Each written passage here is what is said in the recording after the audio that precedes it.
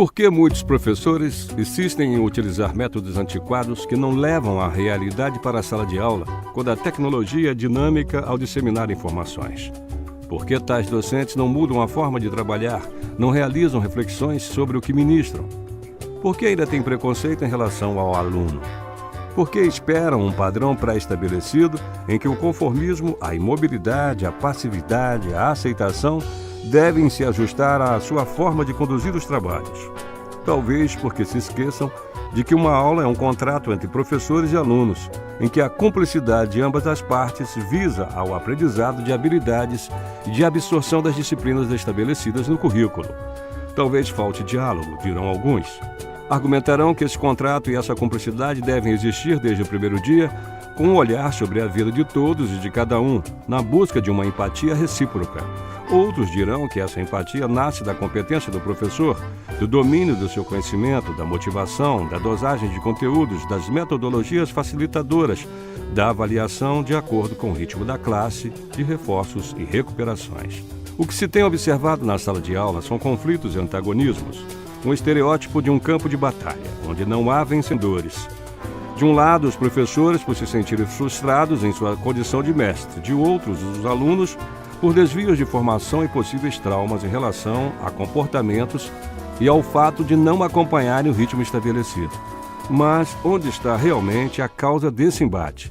Insensibilidade dos professores? Falta de carinho, de interesse pelos problemas de seus alunos? Numa visão exterior, diríamos que a falta de respeito no momento em que prepara suas aulas, ocasião em que deveriam oferecer um ensino de qualidade na parte que lhes cabe nesse contrato, principalmente no ensino das escolas públicas. Se fôssemos separar em etapas numa tentativa de estabelecer uma fórmula que minimizasse esses conflitos a partir dos bancos escolares, diríamos que tudo começa com o preparo dessa aula, com auxílio luxuoso de tecnologias disponíveis, e que não se diga que elas não existam, e afirmaríamos que, na falta delas, livros são bem-vindos. O que se observa é que, apesar da existência desses materiais, muitos nem se dão ao trabalho de usá-los. Nessa preparação, aos que dominam o conteúdo e, depois de uma reflexão acerca do que vai ministrar, desenvolvem proveitosas aulas num trabalho permanente do prazer em conviver, da tranquilidade nas relações humanas e do aproveitamento dos alunos, evitando a indisciplina. Infelizmente, aos que pouco conhecem do conteúdo do que vão ensinar, improvisando sem criatividade, desenvolvendo atividades desorganizadas e aleatórias, levando à confusão e à irritação dos alunos que nem sabem em que direção estão seguindo, tendo como consequência a rebeldia, a indisciplina e o desrespeito, sem que o professor reflita sobre a origem dessa condição. Mas há uma explicação para isso. É que parte da turma se conforma e aceita passivamente as atividades desmotivadoras, o que faz com que os professores considerem os demais como baderneiros e vagabundos, quando na verdade é um índice de que algo vai muito mal. Outra razão se prende ao fato de que o professor considera o livro didático, que deveria ser simples material de apoio, o princípio e o fim de todas as coisas. Artifícios que levam a uma precaríssima aprendizagem. Estendendo a questão, diríamos que nesse caso, a aula consiste em leitura de manuais ou uma ou outra explicação, tudo sem nenhum roteiro, reduzindo-se os temas aos famosos questionários que sintetizam os principais tópicos. Isso é muito pouco ou nada. Um nada que conduz ao péssimo desempenho de parcela considerável de alunos observados no panorama geral. Só para citar o exemplo de uma disciplina, o português, até com 6 aulas semanais, não é capaz de corrigir falhas gravíssimas no campo da redação e rabiscos ilegíveis em interpretações de textos, acompanhados de deficiente expressão oral. Preparar a aula é estabelecer passos a seguir no caminho de conhecimentos importantes, estabelecidos em roteiros preparados à guisa de reflexão, levando os alunos a percorrê-lo com prazer, chamados que são a participar dessa jornada inteligente. E aí, voltamos à questão do diálogo, unindo-os no que se quer ensinar, tendo como resultado um conhecimento novo, promovendo a assimilação do conhecimento e conduzindo a realidade dos alunos a conteúdos significativos, sem perder o ritmo de cada grupo. Como opções estão os estudos do meio, o trabalho em grupo, o seminário de debates, a pesquisa de campo, atividades estas que propiciam a inserção do aluno na realidade política, econômica, social e cultural, desde sua família até a grande comunidade nacional. De que adianta informações inúteis e inacessíveis à compreensão da classe?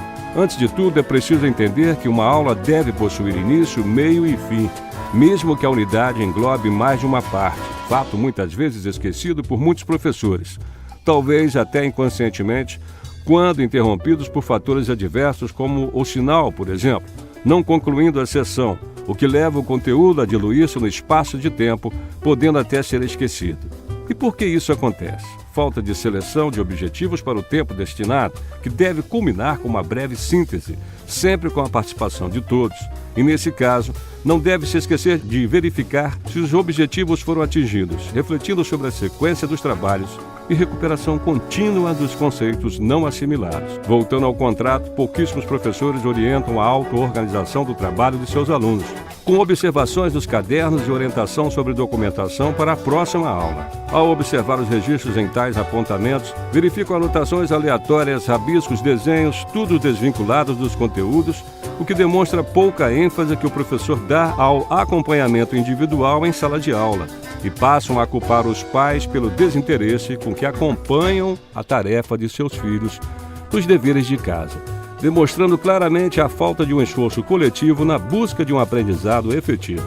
Enfim, embora se reconheça a inadequação da estrutura do sistema de ensino para uma bem-sucedida interação entre docência e discência, há que ser feito alguma coisa, sobretudo com relação à consciência da responsabilidade social da escola, no sentido de melhorar o desempenho dos alunos e daqueles que, diretamente, atuam sobre eles, na busca de soluções possíveis, seja na autocrítica dos docentes, apesar dos baixos salários, com relação ao processo educacional, mudanças de postura com relação à acomodação diante de todos os embates que se nos apresenta o quadro nos dias de hoje, com a baixa qualidade do ensino, sobretudo na esfera pública, não nos esquecendo de que não haverá aprendizado significativo e desempenho otimizado dos alunos sem que os professores se conscientizem de que eles têm a tarefa de levar a sério seu trabalho, conduzindo à formação e ao crescimento intelectual dos discentes.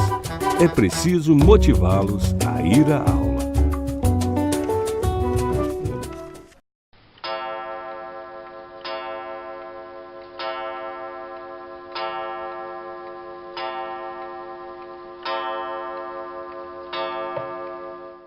Nós somos ásperos, por força